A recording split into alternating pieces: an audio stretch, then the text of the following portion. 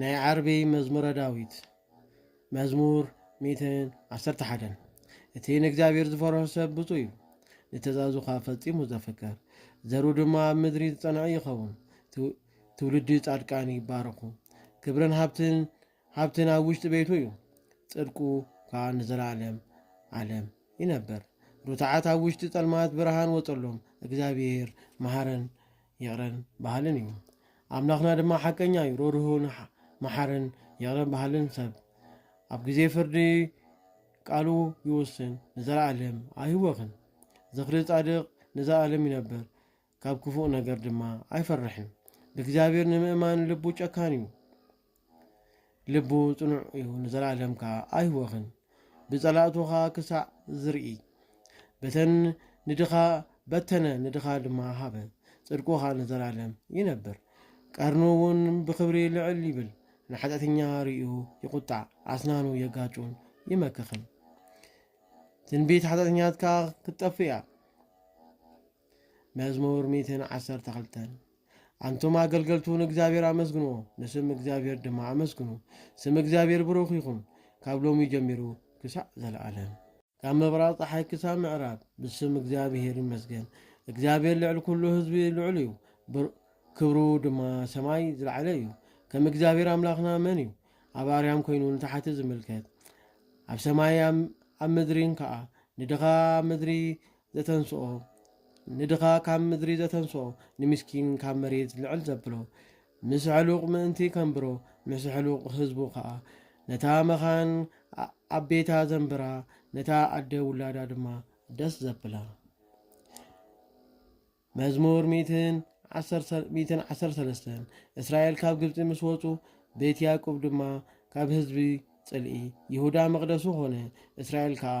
ግዛእቱ ባሕሪ ራእየት ጎየት ድማ ዮርዳኖስ ድማ ንድሕሪኡ ተመለሰ ኣኽራን ከም ማርሒ ዘለሉ ኩርቢት ከዓ ከም ዕያውቲ ኣባጊዕ ባሕሪ ከዛሃደምክ ስንታይ ኮንኪ ኢኺ ንስኻ ዮርዳኖስ ንድሕሪኻ ዝተመለስካ ኣኽራን ከም ማርሒ ዘለልኩም ኩርቢት ከም ዕያውቲ ኣባጊዕ ኣብ ቅድሚ እግዚአብሔር ምድሪ ተናወጠት ኣብ ቅድሚ ኣምላኽ ያዕቆብ ድማ ንኸውሒ ምንጭ ማይ ዝገበራ ነታ መፈልፋሊት ከዓ ጉድጓድ ማይ ንዓና ኣይኮነን ኦ ጎይታ ንዓና ኣይኮነን ንስምካ ምስጋና ነቕርብ ብምሕረትካን ብሓቅኻን ኣሕዛብ ኣምላኾም ኣበይ ኣሎ ምእንቲ ኸይብሉና ኣምላኽና ኣብ ልዕሊ ሰማይ እዩ ኣብ ሰማይን ኣብ ምድርን እግዚአብሔር ኩሉ ዝፈቐዶ ገበረ ኣማልክቲ ኣሕዛብ ወርቅን ብሩርን እዮም ግብሪ ኢድ ደቂ ሰባት እዮም ኣፍ ከለዎም ኣይዛረቡ ዓይኒ ከለዎም ኣይርዩን እዝኒ ከለዎም ኣፍንጫ ከለዎም ኣይሸትቱን ኢድ ከለዎም ኣይደሱሱን እግሪ ከለዎም ኣይከዱን ብገረሮም ድማ ኣይዛረቡን ኣብ ኣፎም ከዓ እስትንፋስ የለን እቶም ዝሰርሖም ኩሎም ከዓ ከምኦም ይኹኑ እቶም ዝኣምኑሎም ኩሎም ድማ አንቱም ቤት እስራኤል ብእግዚአብሔር እመኑ ረዳእዮምን እምነቶምን ከዓ ንሱ እዩ አንቱም ቤት ኣሮን ከዓ ብእግዚአብሔር እመኑ ረዳእዮምን እምነቱን ንሱ እዩ አንቱም ንእግዚአብሔር እትፈርህዎ ብእግዚአብሔር እመኑ ረዳእዮምን እምነቱን ንሱ እዩ ኦ እግዚአብሔር ዘክረና ባርኸናን ቤት እስራኤል ባርኽ ቤት ኣሮን ድማ ባርኽ ነቶም ንእግዚአብሔር ዝፈርህዎ ኩሎም ባርኮም ንዓበይቶምን ንኣሽቶምን እግዚአብሔር ኣብ ልዕሊኹም ይወስኽ ኣብ ልዕሊኹምን ኣብ ደቅኹም ንስኻትኩም ናይ እግዚአብሔር ብሩኻት ኢኹም ሰማይ ምድርን ዝፈጠረ ሰማያት ናይ እግዚአብሔር እዮም ንምድሪ ግና ደቂ ሰባት ሃበ ኦ ጎይታ እቶም ዝሞቱ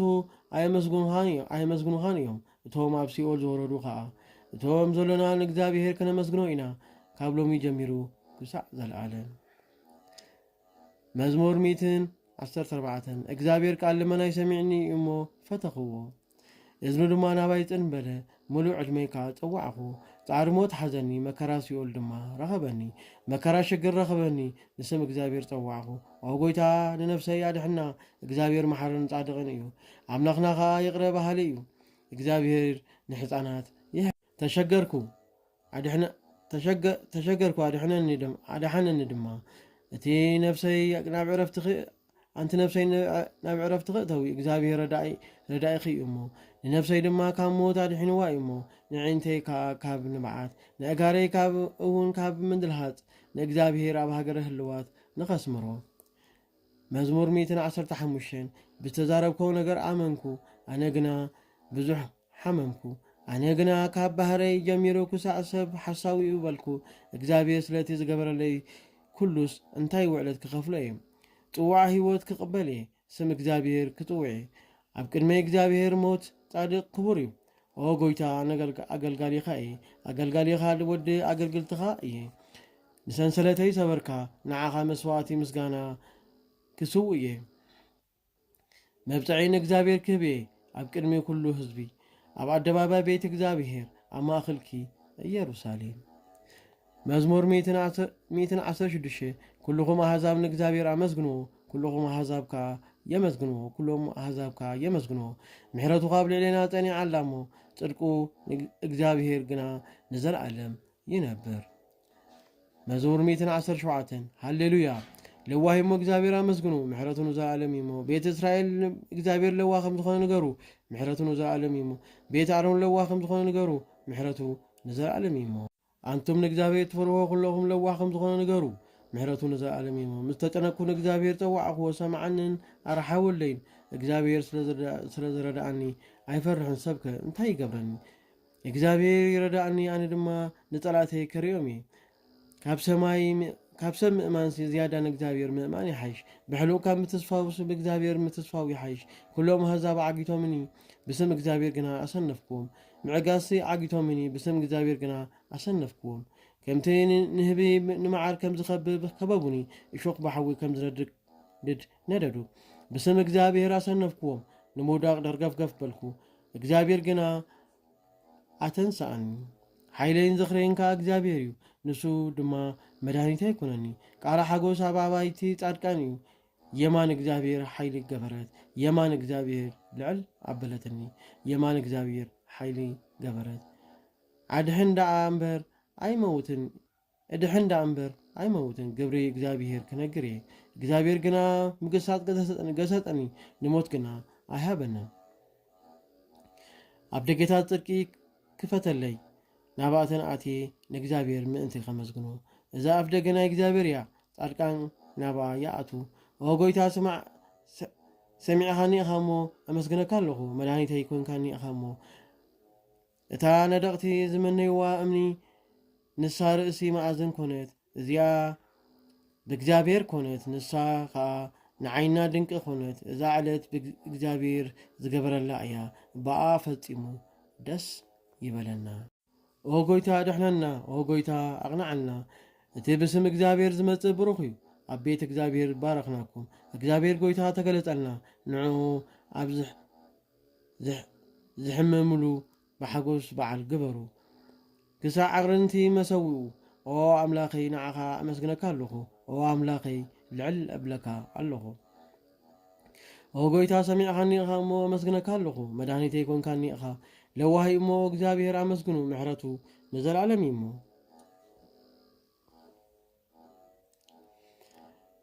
መዝሙር 118 ኣሊፍ ኣሊፍ ማለት ቤት ኣብ ፈጣሪ ኣሊፍ ማለት ኣብ ፈጣሪ ኩሉ ዓለም ማለት እዩ ኣሊፍ ብመገዶም ንጹሃን ዝኾኑ ብፁዓን እዮም እቶም ብሕጊ እግዚአብሔር ዝኸዱ እቶም ምስክርነት ዝደልዩ ብፁዓን እዮም እቶም ብፍጹም ልቦም ዝደልይዎ እቶም ብዓመፅ ዝገብሩ ግና መገዲ ኣይከዱን ፈጺሞም ንትእዛዝ ምእንቲ ክሕልው ኣዘዝካ ምርታዕሲ መገደይ እንተዝረተ ፍርድኻ ንክዕቅብ ሽዑ ኣይሓፍርን እየ ንኩሉ ትእዛዝካ ብምርኣይ ኦ ጎይታ ብቕኑዕ ልቢ ኣመስግነካ ኣለኹ ነታ ሓቀኛ ፍርድኻ ምስ ተምሃርኩ ስርዓትካ ክሕሉ እየ ንዘለዓለምካ ኣይትግደፈኒ ቤት ማለት ሃብታም እግዚአብሔር ማለት እዩ ቤት ጎበዝ መከዱ ብምንታይ ይቐንዕ ቃልካ ብምሕላው እዩ ብፍጹም ልበይ ደለኹኻ ካብ ትእዛዝካ ኣይተርሕቐኒ ቃልካ ኣብ ልበይ ሓባእኹ ንዓኻ ምእንቲ ከይብድል ኦ ጎይታ ብሩኽ ኢኻ እሞ ስርዓትካ መሃረኒ ብኸናፍረይ ድማ ኩሉ ፍርዲ ኣፍካ ነገርኩ ብመገዲ ምስክርካ ተሓጐስኩ ከም ኩሉ ሃብቲ ድማ ብትእዛዝካ ዛረብ ኣለኹ መገድኻ ከዓ ደሊ ኣለኹ ትእዛዝካ እውን እዛረብ ኣለኹ ቃልካ ኣይርስዕን እየ ጋሜል ማለት ግሩም እግዚአብሔር ማለት እዩ ጋሜል ንኣገልግልትኻ ዋግኡ ሃቦ ንኽድሕን ሕግኻ እውን ምእንቲ ክሕሉን ምእንቲ ክርእስ ክርስ ንዕንቴ ክፈትን ካብ ሕግኻ ሰናይ ግብሪ ተገበረለይ ኣነ ካብ ምድሪ ስደተኛ እየ ነትእዛዝካ ድማ ካባይ ኣይትሕባ ነፍሰይ ፈጺማ ኣፍቀረት ኩሉ ግዜ ፍቓድካ ብምንፋቕ ተቐጥቀጠት ነትዕቢተኛታት ገሰጽካዮም እቶም ካብ ትእዛዝካ ዝረሓቑ ርጉማት እዮም ጸርፍን ውርደትን ካባይ ኣርሕቕ ነትእዛዝካ ደልየለኹሞ ይሕሉእ ኮፍ ኢሎም ንዓይ ሓሜም እዮም እሞ ኣነ ኣገልጋሊኻ ግና ስርዓትካ እዛረብ ኣለኹ ምስክርካ ትምህርተይ እዩ እሞ ምስክረይ እውን ሕግኻ እዩ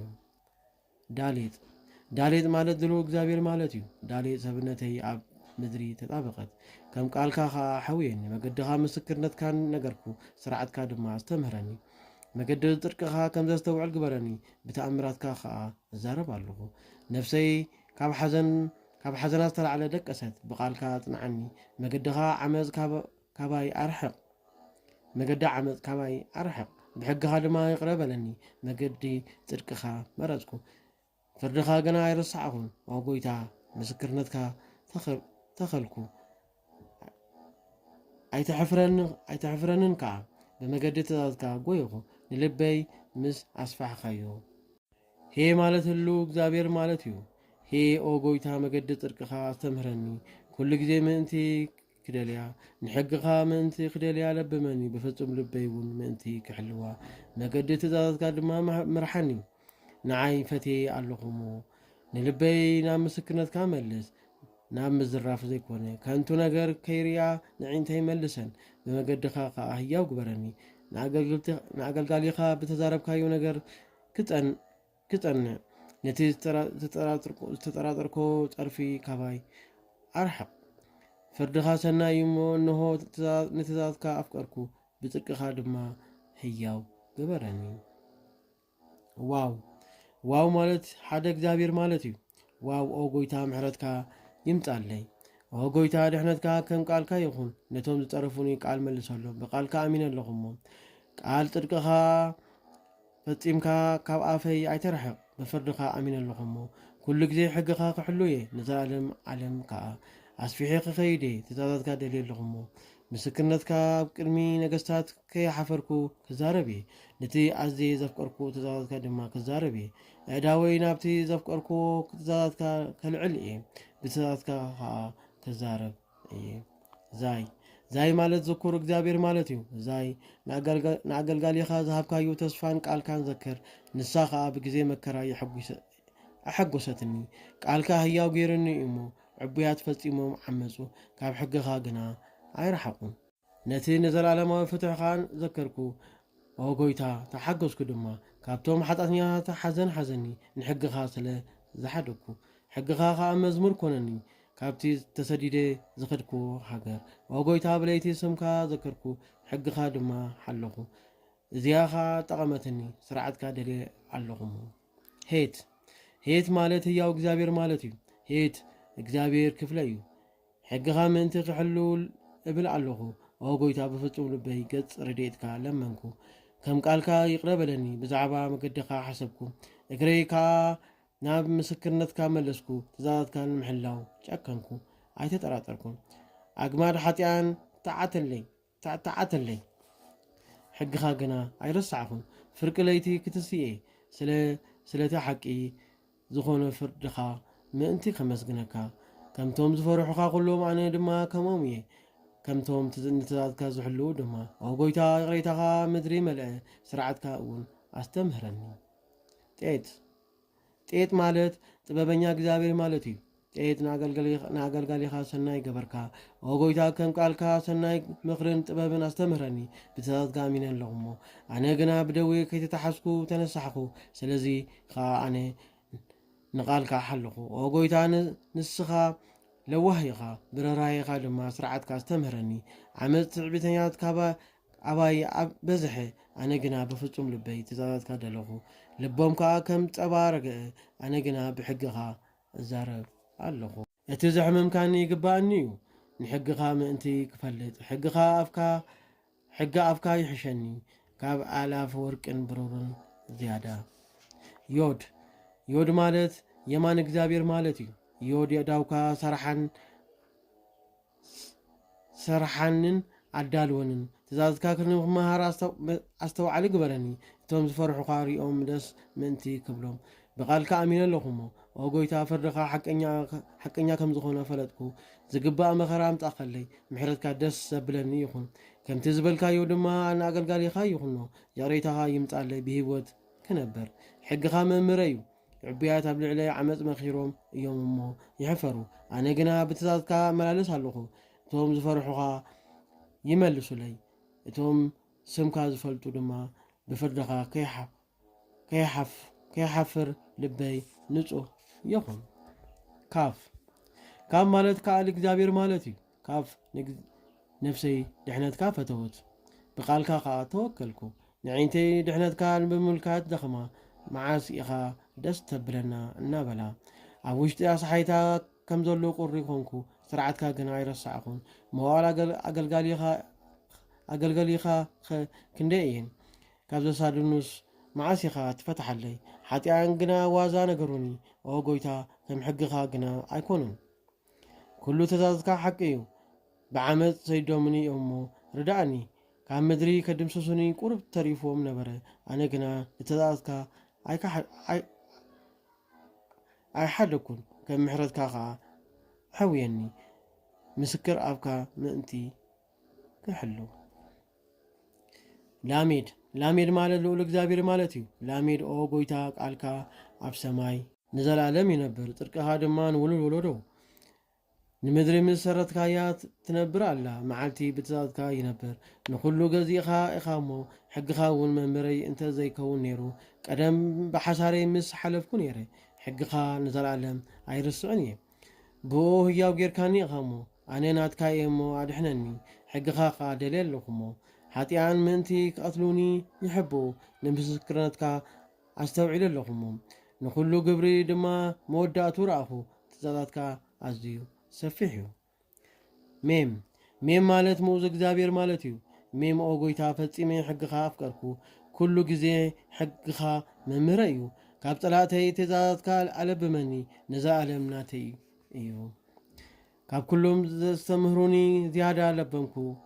ትእዛዛትካ መምህረ እዩ እሞ ካብ ሽማግሌታት ዝያዳ ኣስተውዓልኩ ንትእዛዝካ ደልየ ኣለኹ እሞ ካብ ኩሉ መገዲ ዓመፅ እግረይ ከልከልኩ ቃልካ ምእንቲ ክሕሉ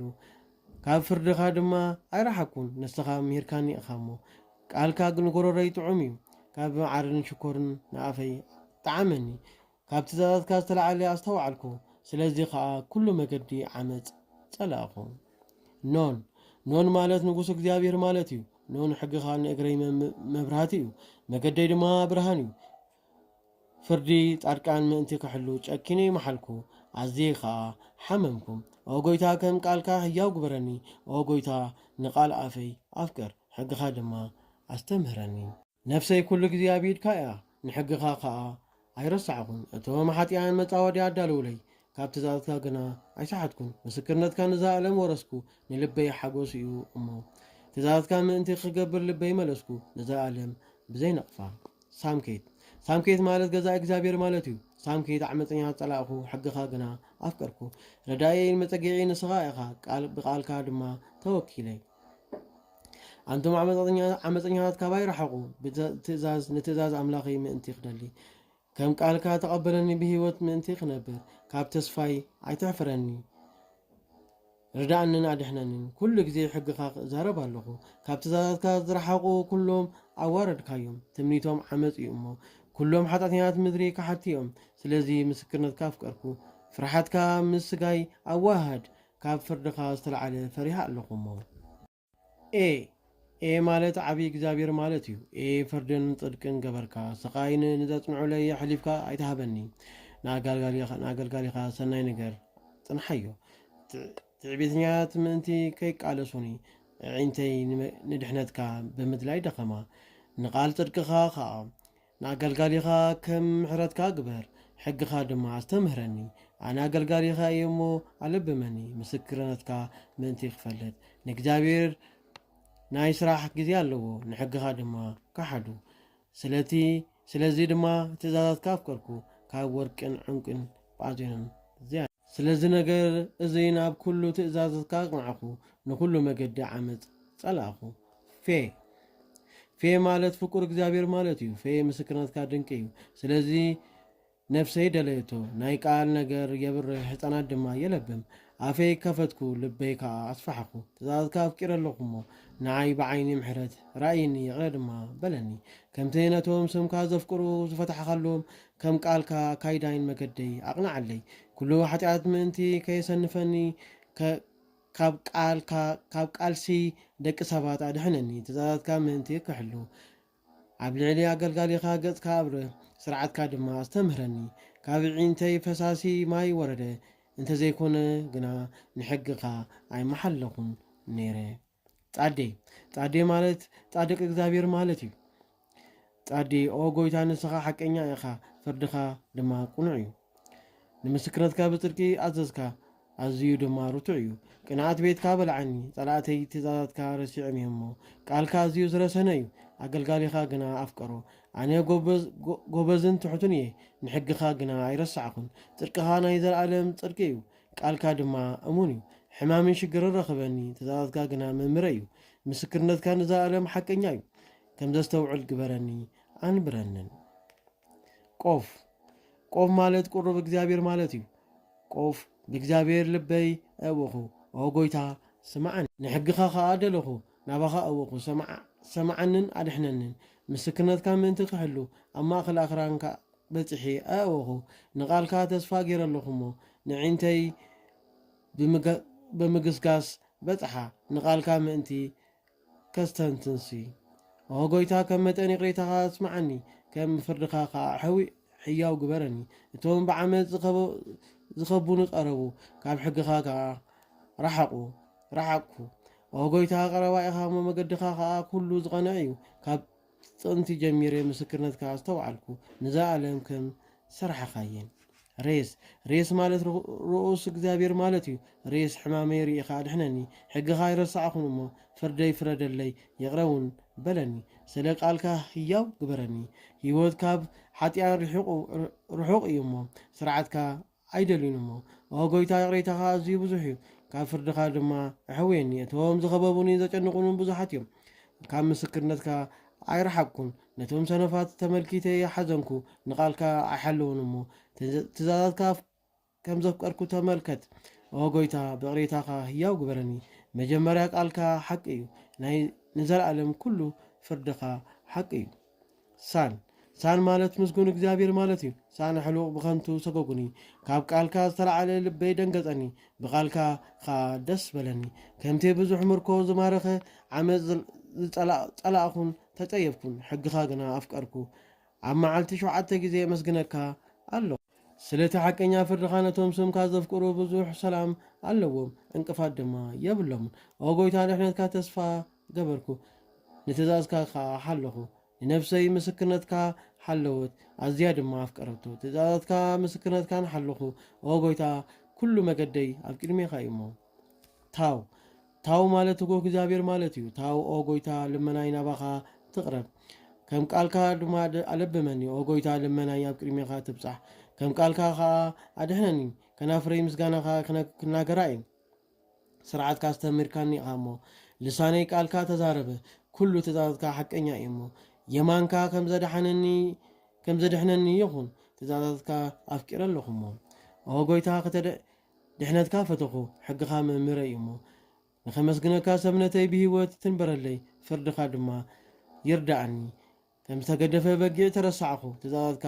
ኣይረሳዕኹን እሞ ንኣገልጋሊኻ ድለዮ መዝሙር 119 ኦ ጎይታ ምስ ተጨነኩ ናባኻ ኣወኹ ሰማዕኻኒ ድማ ኦ ጎይታ ከም ከናፍር ዓመፅ ንነፍሰይ ኣድሕና ካብ መታለሊ መልሓስ ድማ ምእንቲ ከናፍር ምትላል እንታይ ይህቡኻ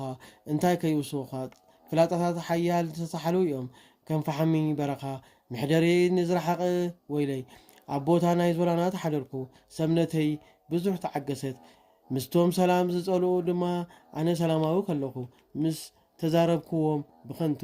ይጣልኡኒ መዝሙረ 120 ዒንተይ ናብ ኣኽራን ኣልዓልኩ ረድኤተይ ካበይ ይምጻእ ረድኤተይ ካብ እግዚአብሔር እዩ ካብቲ ሰማይ ምድርን ዝፈጠረ ንእጋርካ ህኮት ኣይበንን እዩ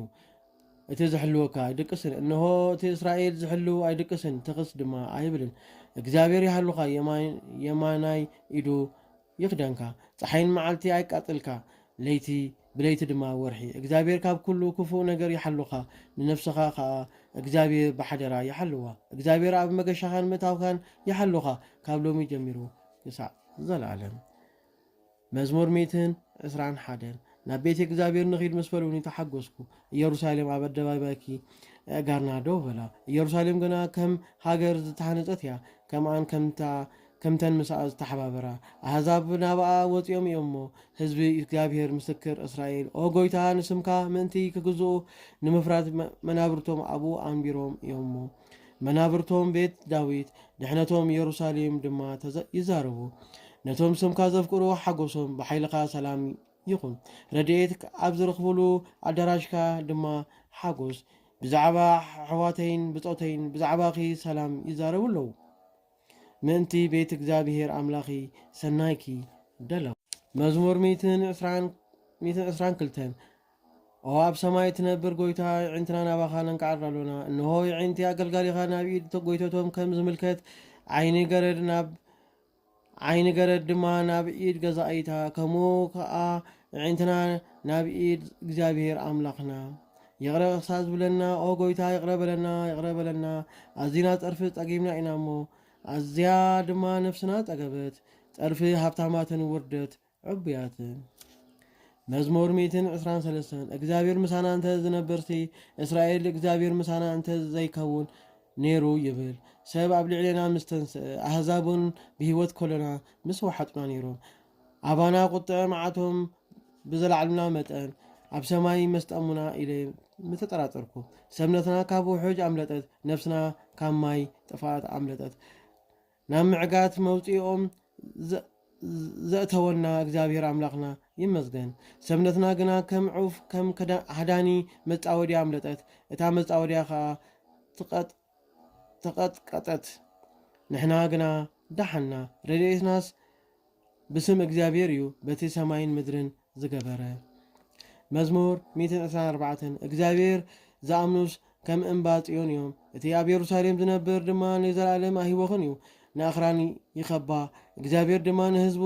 ይምግብ ካብ ሎሚ ጀሚሩ ክሳዕ ዘለዓለም እግዚአብሔር በትሪ ሓጢኣን ኣብ ልዕሊ ዕድል ጻድቃን ኣይገድፍን እዩ እሞ ጻድቃን እዳዎም ብዓመፅ ከየልዕሉ ኦ ጎይታ ንለዋሃት ቁኑዓት ልብን ሰናይ ግበረሎም ነቶም ናብ ክፍኣት ዝምለሱ ግና እግዚአብሔር ምስ ዓመፀኛት ይውሰዶም ሰላም ኣብ ልዕሊ እስራኤል ይኹን መዝሙር 123 እግዚአብሔር ምርኮ ናይ ጽዮን መለሰ ሕጉሳት ኮና ሽዑ ኣፍና ሓጎስ መልአ ልሳና እውን ደስ በሎ ሽዑ ኣሕዛብ ከም ዝበሉ እግዚአብሔር ዓብይ ነገር ገበረሎም ሕጉሳት ድማ ኮና ኦ ጎይታ ምርኮና መልስ ናብ ኣዜብ ከም ዝምለስ ወሓይቲ እቶም ብብኽያት ዝዘርኡ ብሓጎስ ይእከቡ ክኸዱ ከለዉ እናበኸዩ ወፈሩ ዘርኦም ድማ ፀይሮም ካኣቱ ከለዉ ግና ደስ እናበሎም መፁ ክንዳኣቶም ድማ ተሰከሙ መዝሙር 126 እግዚአብሔር ቤት እንተ ዘይሰርሐ እቶም ዝተሃነፁ ብኸንቱ ይጻመው እግዚአብሔር ንሃገር እንተ ዓቂቡ ንሃገር ዝሕሉ ብኸንቱ ይተግሁ ምግስጋስኩም ድማ ከንቱ እዩ ካብ ዝነበርኩሞ ድማ ተንሱ ኣንቱም እኽሊ ሕማም እትምገቡ ንፈተውቱ ድቃስ ምስ ሃቦም እንሆ ህያብ እግዚአብሔር ውላድ እዩ ንማህፀን ከዓ ዋጋ ፍሪኣ ካብ ኢድ ሓያል ከም ዘለዉ ፍላጣታት ዝወደቁ ደቂ ሙታት ሰባት ከምኡ እዮም እቲ ካብኣቶም ትምኒት ዝፍጸም ሰብ ብፁዕ እዩ ንጸላእቱ ኣብ ኣደባባይ ምስ ተዛረቦም ኣይሓፍርን መዝሙር 127 እግዚአብሔር ዝበርሕዎ ኩሎም ብፁዓን እዮም እቶም ብመገዱ ዝኸዱ ድማ ፍረ ጻማኻ ተመገብ ንስኻ ብፁዕ ኢኻ ሰናይ ከዓ ይኹነልካ ሰበይትኻ ድማ ኣብ ኣዳራሽ ቤትካ ከም ፍቱው ወይኒ እያ እቶም ንማዕድኻ ዝኸቡ ደቅኻ ከም ሓድሽ ተኽሊ ዘይቲ እዮም እንሆቲ እግዚአብሔር ዝፈርሕ ሰብ ከምዚ እዩ ዝባረኽ እግዚአብሔር ካብ ጽዮን ይባርከካ ሰናይ ናይ ኢየሩሳሌም እውን ክትርኢ ኢኻ ኣብ ኩሉ መዋዕል ህይወትካ ውላድካ ድማ ክትርኢ ኢኻ ሰላም ኣብ ልዕሊ እስራኤል ይኹን መዝሙር 128 ካብ ንእስነተይ ኩሉ ግዜ ይጻብኡኒ ኣለዉ እስራኤል ካብ ንእስነተይ ኩሉ ግዜ ይጻብኡኒ ይብል ነገር ግና ከኣሉንን ኣብ ልዕሊ ዝባነይ ዘበጡኒ ንሓጢኣቶም ካርሓቕዋ እቲ ሓቀኛ እግዚኣብሔር ግና ንሓጢኣን ሸኾኖም ሰበረ ይሕፈሩን ንድሕሪዮም ድማ ይእተዉ እቶም ንጽዮን ዝጸልእዋ ኩሎም እውን ኣብ ልዕሊ ነሃሲ ከም ዝበቆለ ሳዕሪ ይኹኑ ከይነቐልዎ ከም ዝደረቐ ነቲ ዝዓጸዶ ከዓ ኢዱ ከም ዘይመልእ እንዳኣቱ ንዝእክቦ ሕቑፉ እቶም ዝሓልፉ ድማ በረከቱ እግዚኣብሔር ምሳና እዩ ኣይበሉ ብስም እግዚኣብሔር ባረክናኩም